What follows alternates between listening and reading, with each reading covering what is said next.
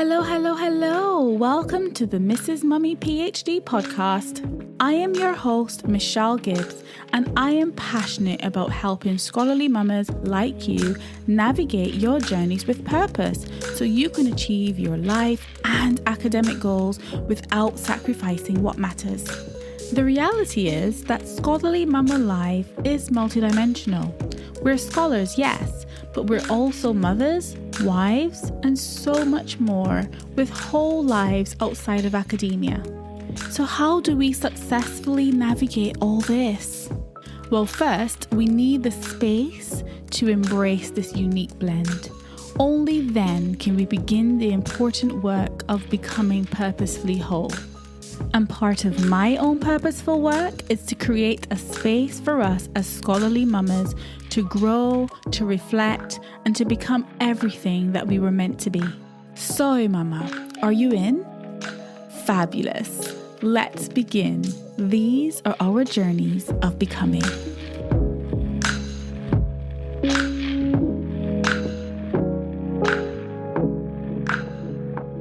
Hey mamas, welcome to episode 3 of the podcast. Thank you so much for tuning in. Today I just wanted to talk about the things that hold us back from beginning new journeys of becoming, the things that prevent us, those limiting beliefs and habits and all the things that stop us from pursuing our purposeful journey. So before I share an experience that I had, a very simple, mundane experience, but one that was quite profound for me personally, I just wanted to stimulate your thoughts about what actually holds you back. What holds you back from pursuing those things you've been dreaming of? That big vision that you have for your life and those goals that you've set for yourself. Perhaps it's a journey towards a deeper sense of meaning, fulfillment, and purpose in your life. What actually is holding you back from beginning? I remember back in February of 2020, I was on my way home from London and I was waiting to board the tube in the hustle and bustle of the evening rush hour. And I had a really profound teachable moment, one that spoke to me in such a way that I felt compelled to make it the topic for today's podcast. So it was one of those ordinary occurrences that suddenly took on a whole new meaning. And it really confirmed to me why I needed to step out of my comfort zone and do my purposeful work, part of my purposeful work in starting this blog and this platform. So as I said, I was about to board the tube and I made my way along the train platform through the busy crowd of commuters. And I stood there quietly amongst what could have easily have been around 150 anticipating passengers on the platform. And for the first time ever, I observed 2 distinct types of passengers waiting for that train. We were all patiently waiting on the train platform, but what I've come to realize is that some of us were waiting with intent and others were waiting with complacency. The first set of passengers that caught my attention were those that were standing against a sturdy back wall away from the platform edge, and in so doing, they gave themselves a bird's eye view of the myriad of platform movements and interactions that were taking place. And apart from offering a unique perspective of the platform activities, this back wall position did something more. This back wall position at the rear of the crowd perhaps provided a sense of security, safety, and protection from the perceived danger of the platform edge and the train tracks, which were just a few steps away. And then there was a second group of passengers, and interestingly, they appeared to embrace the risk of standing in the front row of this crowd. And they stood really close to the edge, and they were somehow guarding the platform edge. And they stood as close as possible to the yellow safety line that you always find in the tubes, while remaining sensibly within the confines of it, of course. So naturally, between these 2 distinct types of passengers, we then had a hollowed space in the middle of these 2 sets of passengers. And the ones that were walking through that hollow space were the ones who still had the option of which set of passengers they were going to join. So were they going to join the ones at the back wall, or were they going to join the ones at the platform edge? So as those individuals scroll through this temporary but symbolic pathway of choice and decision, I found myself quietly observing these inadvertent public declarations disguised as personal preferences. And I found myself thinking, would they join the group at the back wall, opting for the comfort and safety of the back wall, or would they join the group at the front of the platform, closest to the train, with a firm determination to board? And so one thing I reflected on in that moment was that we all knew that the train would eventually approach the platform to take us to our various destinations and along our divergent journeys to wherever we were going. But there was a bit more to this. So you'd probably notice that I haven't yet revealed which group of passengers I aligned myself with. And this is because this was actually the critically reflective moment. So I chose the back wall as my preferred waiting position. And as an introvert, I'm usually not one to want to put myself out there, and often I prefer to dissolve into the background. I'm usually content with occupying that bird's eye observer perspective. But what was the impact of this preference? Because in a few minutes, that train arrived, and it was indeed a busy evening rush hour in the buzzing city of London. I mean, the train was packed to capacity. So as I expected, the train was crowded, it was busy, with almost no available standing room. It was a fairly typical occurrence for that time of day. But here came the light bulb moment. The brave souls that positioned themselves at the front of the platform were the ones who made it onto the train. And those of us who opted to stand at the back wall, we didn't make it. So this for me was a reflection of how the simple, seemingly inconsequential, but subconscious choices that we make on a day-to-day basis, rooted in comfort and risk aversion, affect the outcomes of our lives and indeed our futures.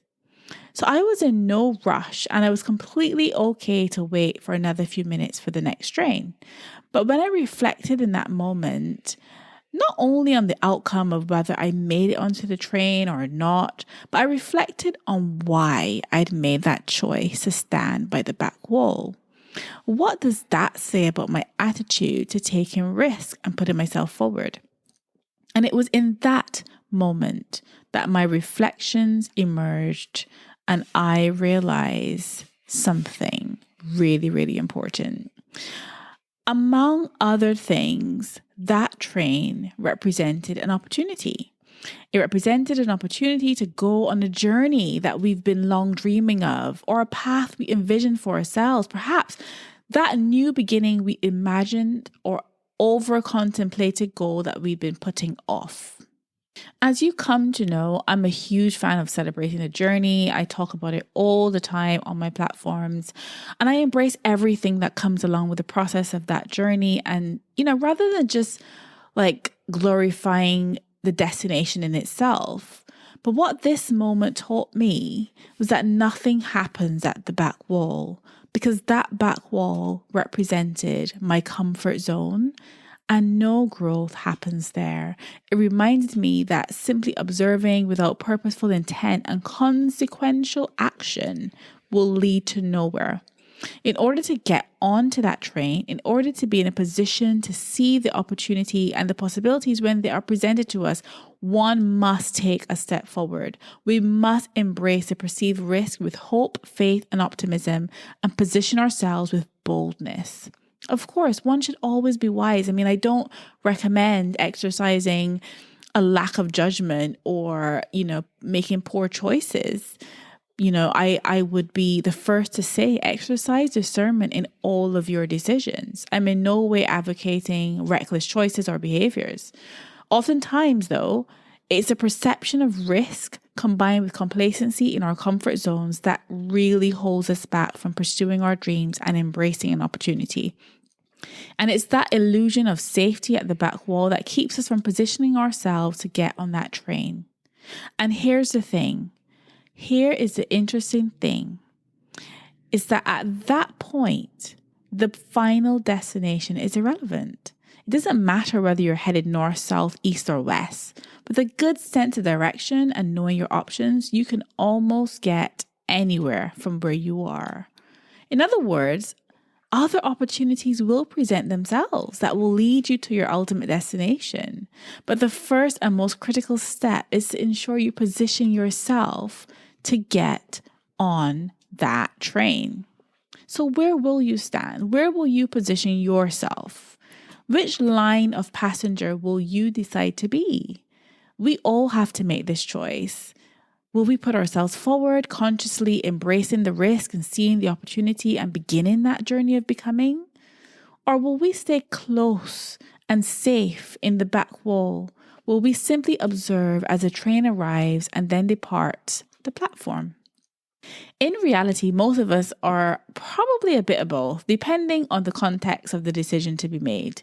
But this is a timely reminder that these mundane choices do matter, and a necessary change in mindset can make the difference between holding on to going absolutely nowhere or taking a bold step that can change your life for the better. Stepping out of your comfort zone.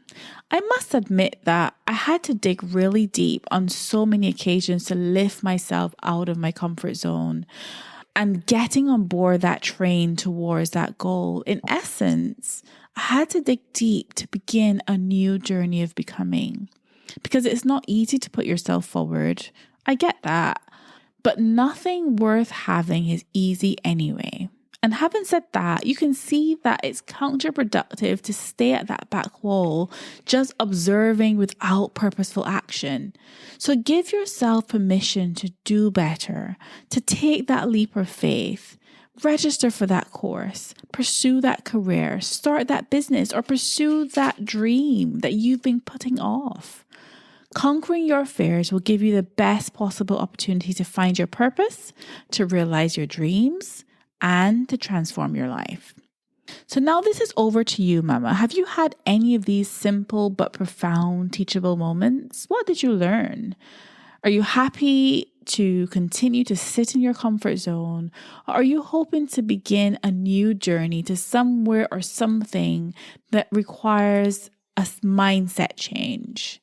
What's holding you back from intentionally placing yourself in the line of opportunity? What's keeping you in your comfort zone? I love to hear more about your experiences and how you have navigated these decisions and these forks in the road. And this is because as scholarly mamas, we're constantly torn between what people expect of us, the visions that we have for our own lives. And we're constantly in this dilemma of, should I pursue a new journey of becoming or should I not? And so our intrinsic characteristics, such as being introverted or not, can sometimes hold us back from pursuing those dreams and goals that we have for ourselves. So I hope that this episode has stimulated some thought, food for thought.